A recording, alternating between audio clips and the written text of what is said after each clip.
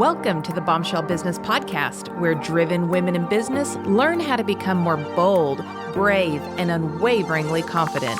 Feel empowered and challenged through inspiring stories and tell it like it is advice for business, life, and leadership. All right, welcome to the Bombshell Business Podcast. I'm your host, Amber Hurdle, the Velvet Machete, and we are now officially on our second episode where we are introducing the Bombshell Business Experts. So last week in episode 49, we talked to Keith Troop, who is the Bombshell Business Expert on all things mobile marketing, to kick off this new team approach that we've got going on. These trusted friends and professionals are delivering their best advice to you. They're doing blog posts and they're being interviewed quarterly, of course, on the Bombshell Business Podcast so that you can grow your business through their amazing experience and suggestions. So you can learn all about them at amberhurdle.com/bombshell business experts.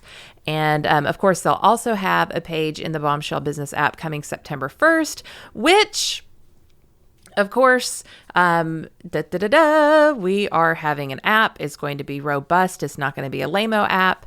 It will definitely launch September 1st with the web app. And then hopefully it'll be in the iTunes store for iPhones as a native app, and then definitely as an Android app. iTunes takes a little bit longer. So of course, I'm pulling the curtain completely back on this, and I'm going to talk you through the entire process so that if you were interested down the road or immediately about building an app for your business, which is pretty smart to do because everybody's on mobile, then you'll kind of be able to see what I'm struggling with and what's working and all that kind of stuff. So no matter what happens, September 1st, we'll have a version of it, and we'll talk you through like what was going on behind the scenes and why we got all of it published or not all of it published or whatever. So if you want to learn more about the Bombshell Business Experts, about the app, about the other stuff that's coming your way, then go to amberhurdle.com/bombshell-fall-2018-updates.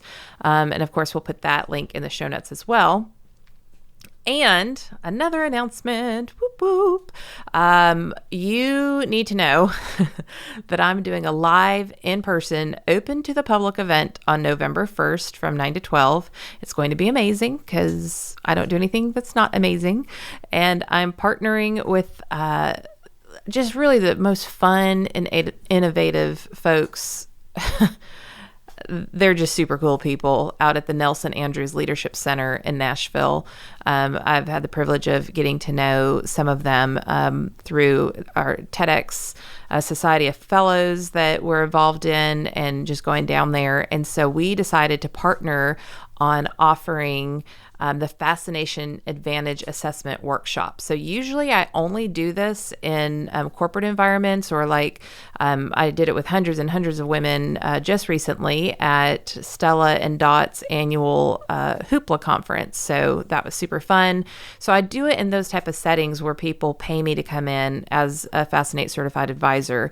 And there's just not a lot of opportunities to do it, or I just choose not to do it for the public because then it's just a lot of work, to be quite honest, when I can just waltz in and teach people. So we decided this was important and something vital. Nashville is growing. The leadership in Nashville is growing and evolving. And the cool thing about the Fascination Advantage Assessment is that it shows you how the world sees you.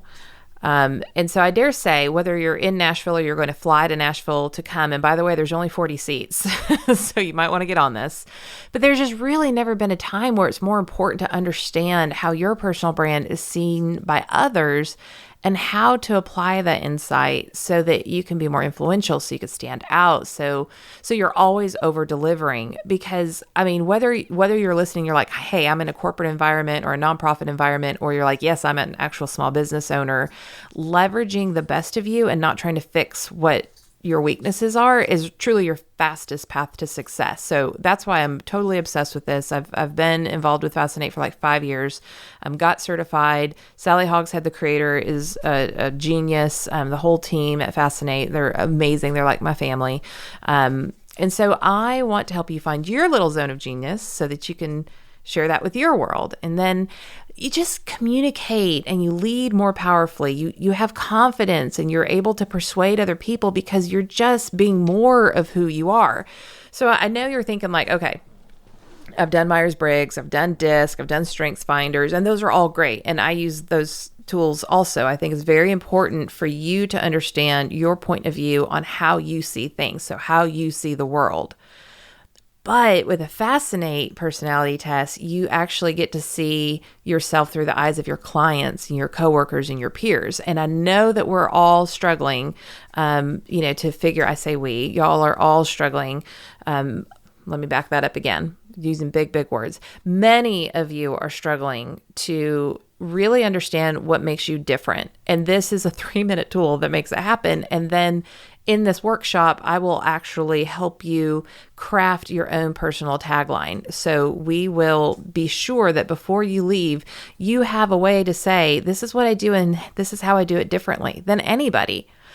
But again, there's only 40 seats. So if you're thinking you want my attention on your personal brand for like a ridiculously affordable price, then you need to register like seriously ASAP. You can go to Eventbrite. It's under Nelson Andrew Leadership Center's Eventbrite account. And you can just search for your Fascination Advantage with Amber Hurdle, and that will bring you to it. Or you can go to episode 50's show notes, and I'll have a link to that. And I also have a blog post on my website too about it. So I think those are all of the announcements. Let's do a solid shout out to a listener who left a fantastic rating and review.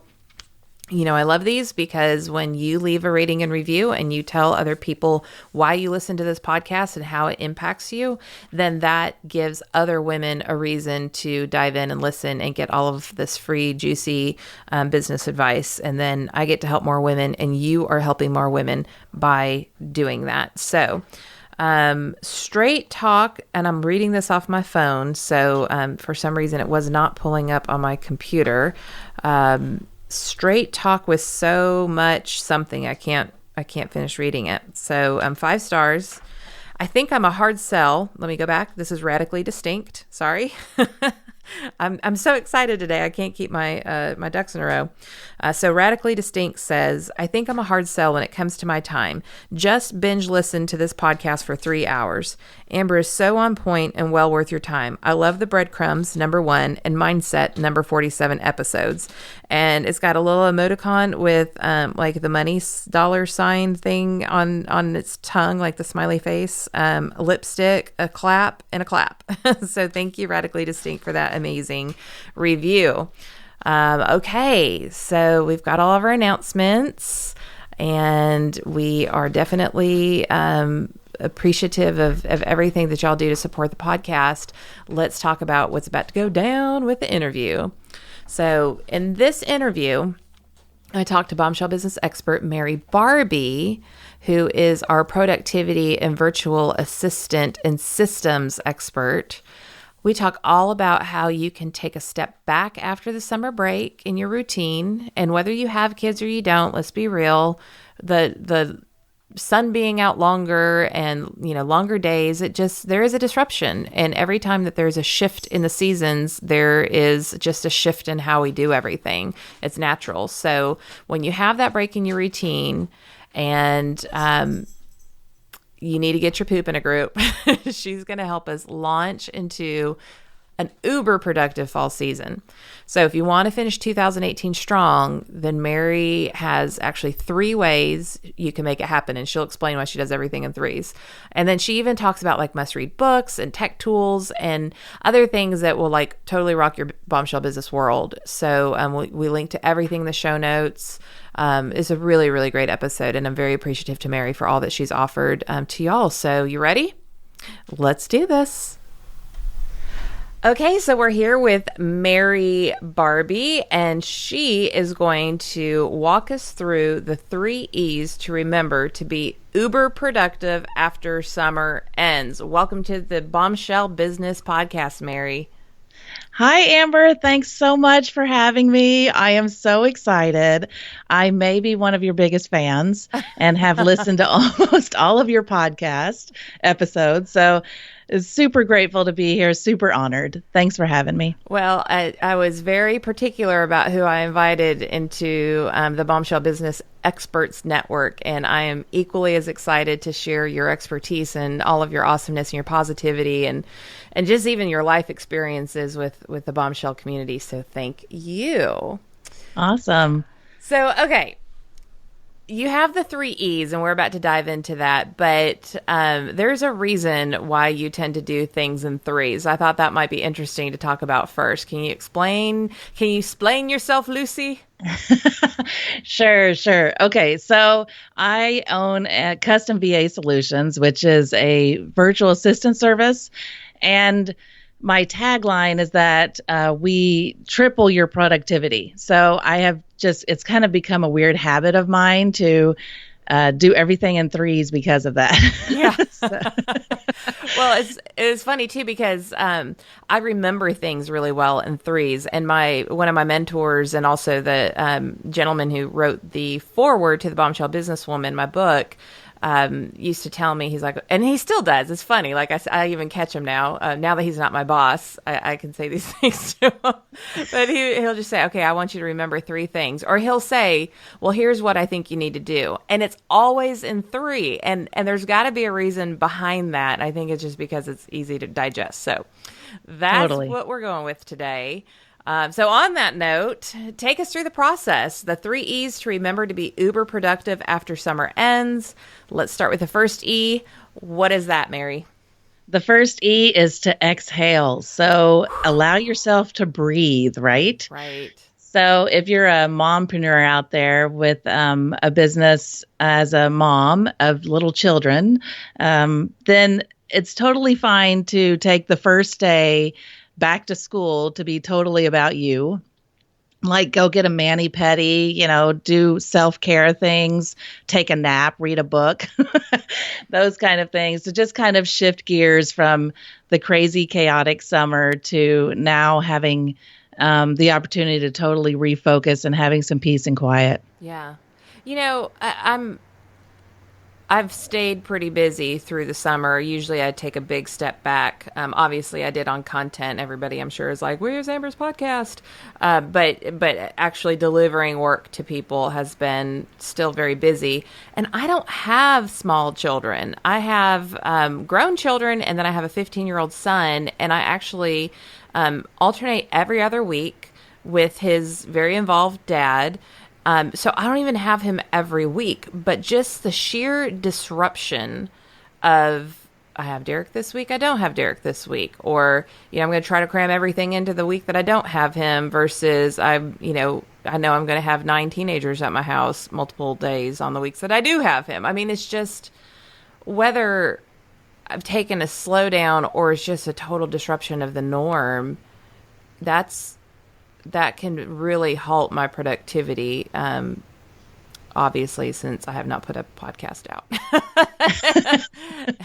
I think anytime you're transitioning into a new season or out of a holiday time period or, no matter where you're at in your life, it's always important to take time to have a clear mind, whether that means that you spend some extra time meditating or spend a little bit more extra time on yourself. I think that, especially just the recovery period just requires so much self-care. And really that's a big part of becoming successful, don't you think? Oh, totally agree. The more that I try to cram in, the less successful I am. The more that I take opportunity to take a step back and say, okay, pause.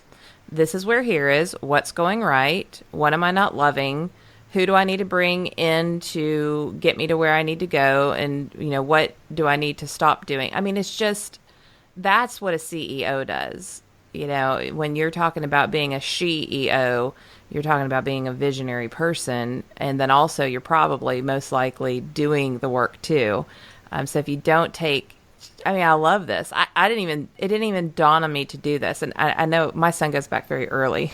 So I don't know if I could do it the first week because of things that I'm already committed to, but I'm going to take like maybe a spa day his second week. And totally. It's a great habit, great tradition to start for sure. Yeah. But I'm going to mark my calendar for next year and be like, I have Mary's permission to do this. Yeah. Girl, you do not need my permission. It's helpful. We're hard on ourselves. Okay. Right. So the first E to remember to be uber productive after the summer ends is exhale. What is the second E? The second E, you kind of started leading into it. It's to evaluate. And so after summer is over, you only have about 4 to 5 months left of the year, depending on what part of the country or world you're living in. Mm-hmm. But a lot of experts say, and they're right, that it's really not the time to set new goals. A lot of people are like, okay, summer's over. I'm going to sit down and I'm going to just set all new goals for the rest of the year. Wonk, wonk. Right. Really, you should take some time to evaluate the goals that you set earlier in the year, right? And then find areas, where you can gain traction and create even more momentum with where you were going maybe before the season got a hold of you. So definitely don't waste your time setting new goals. Instead, evaluate where you are so that you can really make the most of the goals that you already have set in place and have actually already started making, movement toward. Absolutely. And I'll put in the show notes too, links to like my goal setting posts. I know that I do one on vision boards. My husband and I, as you know, go out of town every New Year's. We don't do the parties. We don't do anything like that. We literally leave town and spend a couple days planning for the year. We're both entrepreneurs, not just for our businesses, but for our marriage and our family. And this is a time it's like, all right, we're in the final stretch. What do we need to do to make this happen? But not everybody does that, Mary. So what about the people who did not set goals, that are feeling anxious about where they are in their business, or maybe they're wanting to stretch themselves at the end of the year because they were successful without even making goals? What would you recommend to them? Well, it's still the evaluation piece. And like you were saying, it's time to self-assess and see what you've been doing right and what you have not been doing so well. And, it's a time to stop, exhale, and evaluate where you are. Right. And, I don't have right in front of me the order in which all of these podcasts are going to come out, or all these episodes are going to come out. But I know Alex Hubenthal, my virtual CFO, will be talking about also taking this time to evaluate where you are so that you can project where you want to go the next year, because the time to plan for next year is, if it's, financially, it's kind of now.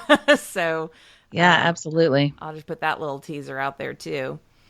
Okay. So the first E to remember, to be uber productive after summer, is exhale. The second E is evaluate where you are, where you want to go, who you need in your tribe, who you need to kick out of your tribe, maybe, who you need to kick out of your headspace, maybe. And now we're on to the third E, which is what? To execute. So this is my favorite part, because this is where we get to talk about productivity tips, and that's kind of my favorite thing to talk about. So as a virtual assistant, I work with clients every day, all day long, on how to become more productive. And it's like a never-ending game. It's not anything you totally ever master. And I will admit that, like, even in my downtime, I'm reading books about it. So I'm kind of a geek Nerds when it unite. comes to productivity. And I've tried a million different things. And so, there's never like a one winning productivity tip that fits everyone's style. But, it's important to be open to a whole bunch of different ideas and figuring out which ones work best for you. So execute. action conquers fear. That's one of my favorite phrases to say. Ooh, love it. You definitely have to make things happen. You don't want to overplan. You want to evaluate, but the reason you don't want to start setting new goals right away in the, near the end of the third quarter is because you don't want to get caught up. What is it called? Analysis paralysis. I Right? could be good at that if I let myself be, for sure. Yeah, it's tempting, right? So yeah, you definitely have to make it happen for yourself. And so in the light of going with the number 3, I have 3 productivity tips to help you think about how you can execute when the summer ends. Sweet. What's the first one?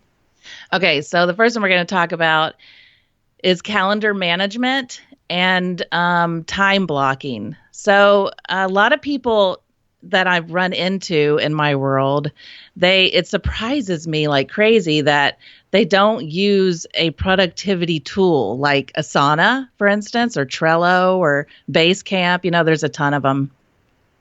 What's your favorite? I love Asana. I knew you were going to ask me that.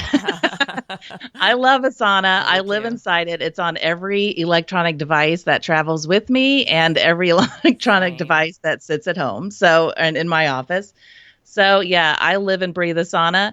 But, I also use Google Calendar for everything else in my life that isn't business related. So my family, my daughters, I also have 2 daughters. One of them is a college graduate and the other is 17 going into her senior year at high school.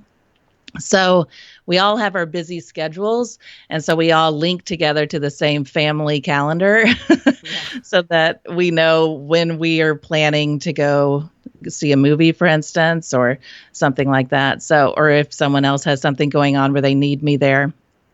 So, but what a lot of people don't realize is with Google Calendar is that there is a task function, a feature in Google Calendar that you can actually use that for your productivity tool if you aren't in love with something else. Yeah. And then you have everything in one place. So Google Calendar is totally your best friend. You can color coordinate it. But the most important, the most exciting part about using a calendar tool such as that for productivity is that you can time block your task so that you can really be super uber productive throughout your day. And you can actually monitor like how long it's taken you to get each task done.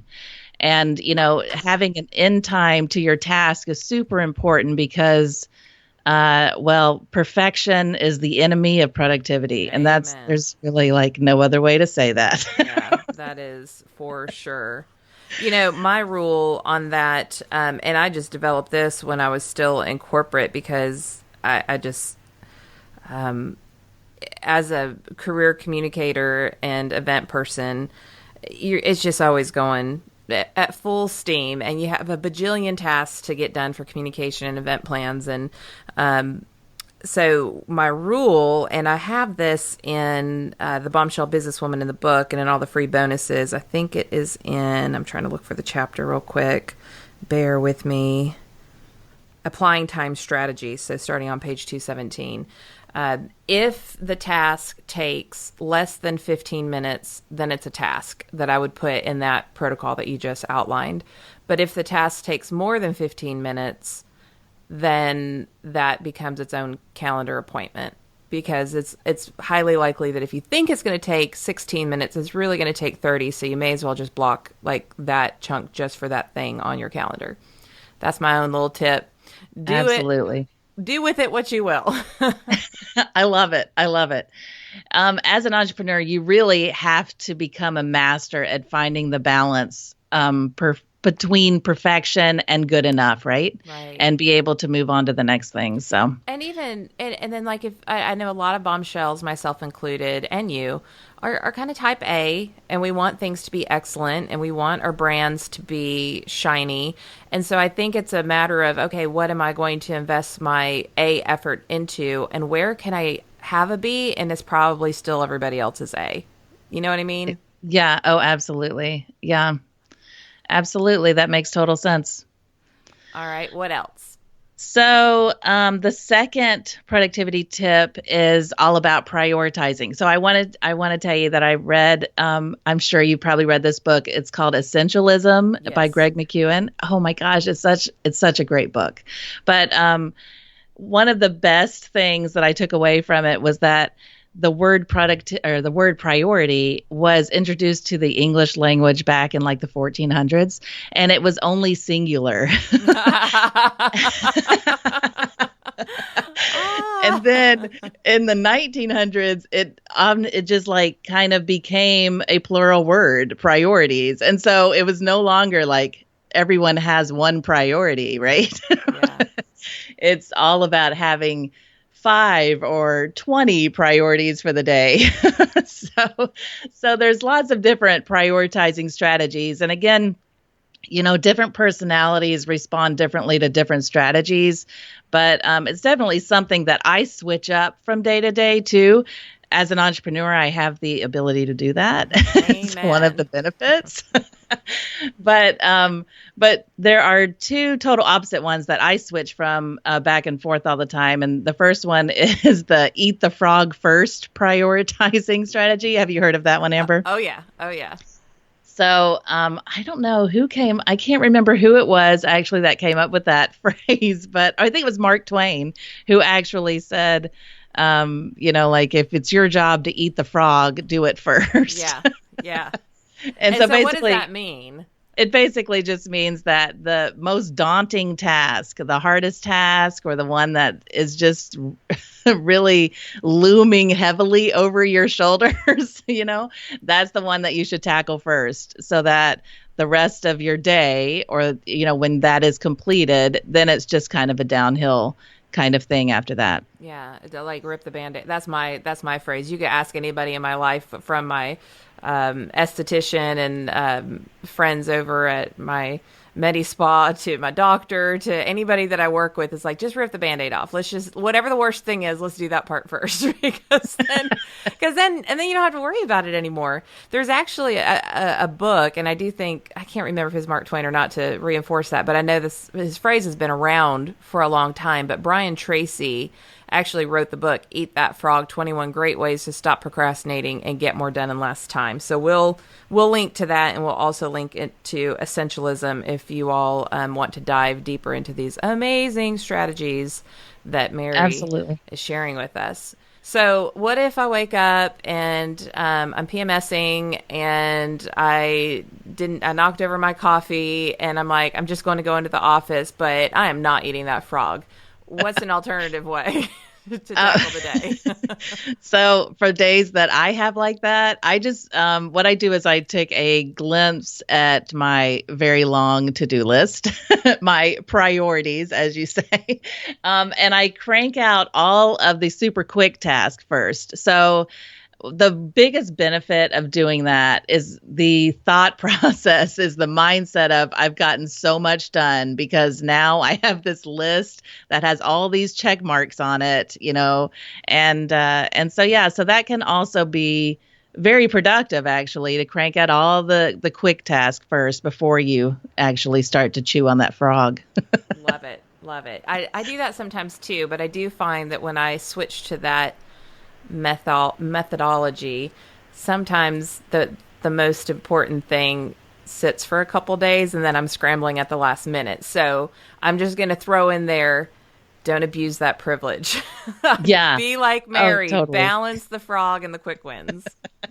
Yeah. And actually, a third strategy that I actually try to follow more than the other two is that when you're looking at your list of priorities, to really look at and really make the highest priorities the tasks that are going to move you the quickest to your goals. Yeah. So that way, the benefits are in the end, right? So you're going to get the quickest benefit from something that, is going to move you even quicker towards your goal. Yeah.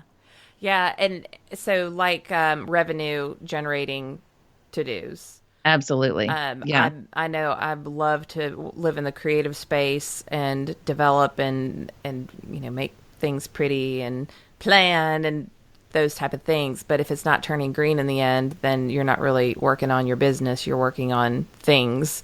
So that I know that's something I always constantly have to keep in check for myself. So that being said, you would not recommend your productivity strategy being let your emails command your to-do list? Oh, yeah, absolutely not. So now that we're talking about authors, Brendan Burchard is also another one of my favorites. And his book, The Charge, just basically changed my life, honestly, after my divorce. And one of the takeaways from Brendan's teachings is that you can easily let someone else run your agenda when you jump into email right away. They basically take over your to-do list. And that is the quickest way to triple your to-do list is by looking at your email first thing in the morning. So it's really important that only you decide what your MITs are, your most important task. And time block that email management, just like anything else. Yeah. I've gotten pretty hardcore about that because, and I say this all the time, I get so many pitches and I get people who want me to promote their products or, be a affiliate or whatever. And if I lived in my inbox, I'd be a mad person and I would be a professional. Well, not because I wouldn't even get paid to do it. So an amateur email responder, that would be my business or lack thereof. And, yeah. And so I'm just real with people. And even like my out of office says, like, I'm going to reply to clients and potential clients first. And if you are pitching something or trying to get me to promote a product, I might not get to you at all. And that's with all great respect. But if I try to do that after I've been gone for 6 days, like I've been this week, that I would never get anything done. And I'm not going to delegate that to somebody else that I'm paying to tell somebody, no, thank you, not right now. So, I mean, it's not like I used to be like, oh my gosh, I might hurt their feelings. They've pitched like 8,000 people. They don't care. Right. And to anybody who's pitching me, I am so sorry because I do greatly care about whatever it is that you're working hard towards, but it's not on my priority list. And so I can't just because I want to be a nice person suddenly, not provide for my family because you have a goal to get my attention. Like I can't do it. And drawing those lines when you're a caring person can be really difficult. It really can. Yeah. Oh, absolutely. But, it's extremely important. You've said this a million times that you have to be able to say no if you're reaching for success. This whole trend of this year is my year for yes. It makes sense for some people for sure. But for all the entrepreneurs that I work with, I feel like as a virtual assistant, I'm coaching half of my clients on how to say no to opportunities and really just to stay focused on, the goals they have already set and, being able to really execute those. Yeah, totally.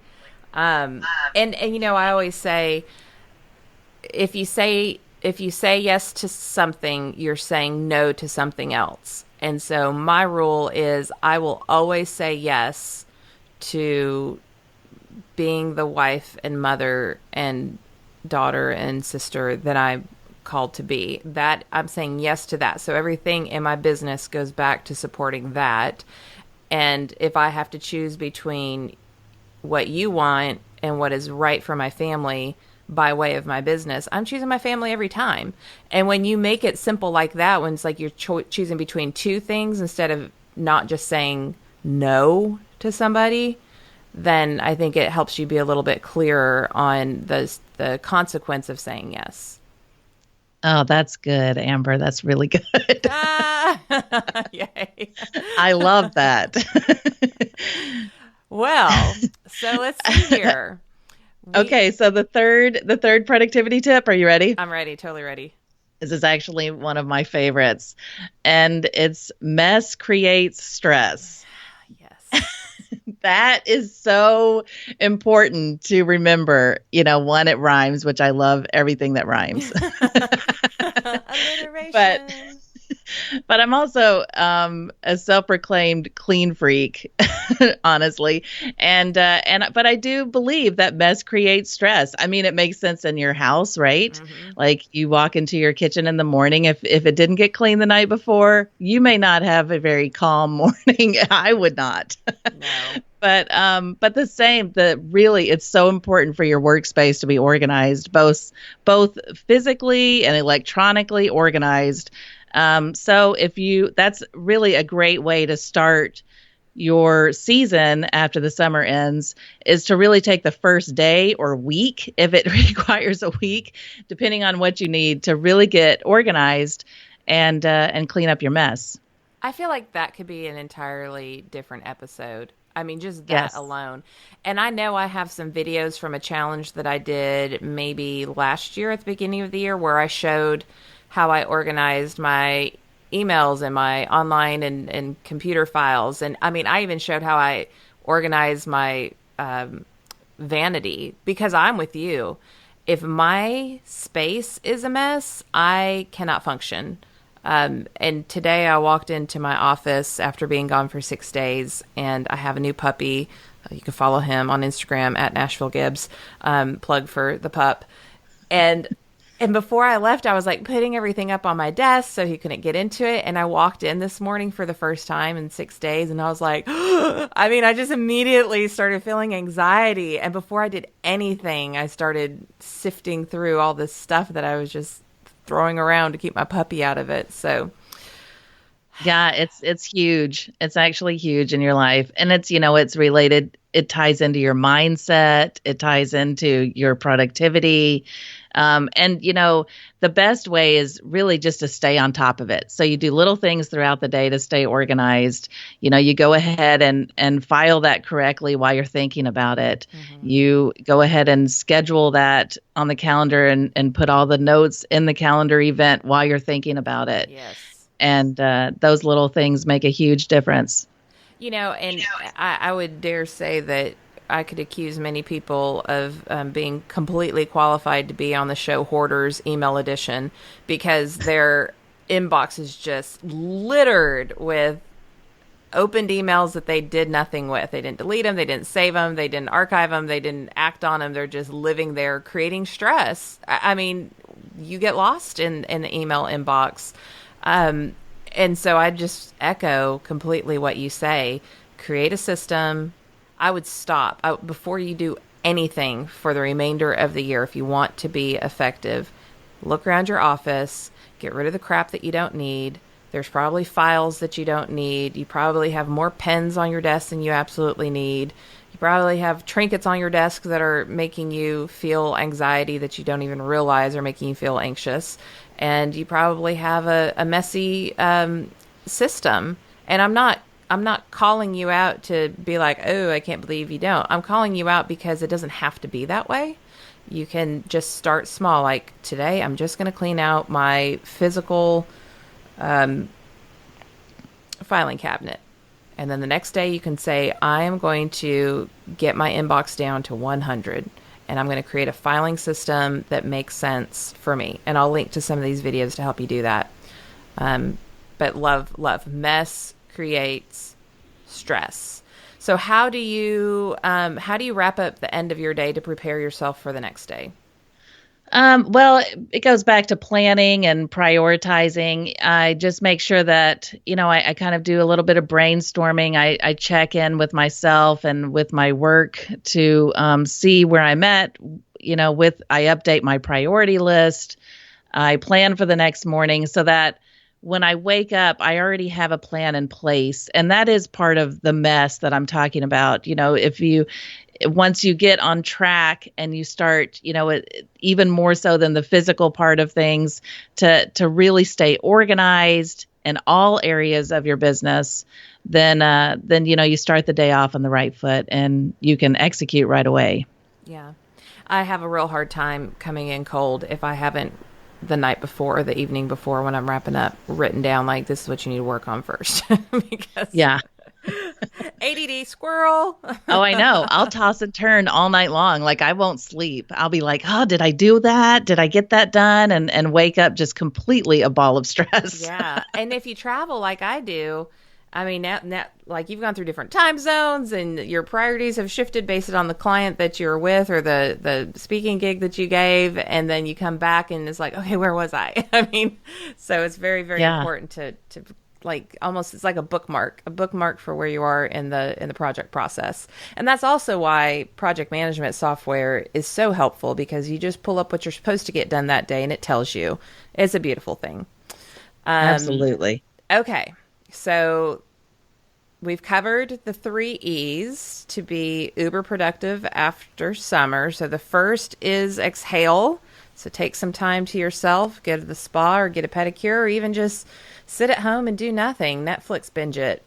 The second E is to evaluate where you are in the year and consider what you need to do to stay on your original goals for Q4.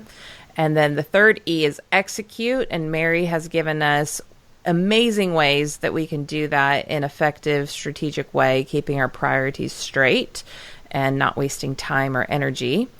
And I think you have a little something to help bombshells with these 3 E's. So, yeah, absolutely. What you got for us? So I have a list of 5 productivity tools that will save you so much time that they will basically make you money. Word.